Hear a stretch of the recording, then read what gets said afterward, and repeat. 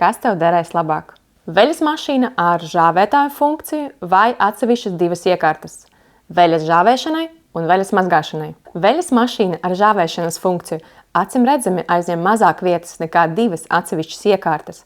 Ideāli, kad dzīvoklī ir maz vietas. Veļa nav jāpārkramē no vienas mašīnas otrā. Viss var notikt vienā ciklā. Bet žāvēšanai pieejams tilpums parasti ir mazāks nekā mazgāšanai. Tāpēc būs vai nu jāžāvē divas daļas, vai nu jāliek mazāk veļas mazgāties. Protams, tāpēc, ka iekārta ir sarežģitāka nekā parasta veļas mašīna, eksploatācijas process var rasties vairāk problēmu. Atsevišķi veļas mašīnai un žāvētēm acimredzami vajadzēs vairāk vietas, pat neskatoties uz to, ka vairākumi modeļu var uzstādīt vienu uz otru.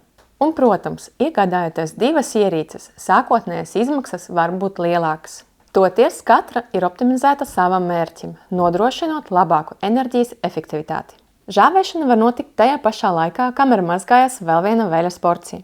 Tāpēc kopumā var mazgāt un žāvēt lielākus daudzumus vienlaicīgi. Tā kā katram savs, un tikai tu vari izlemt,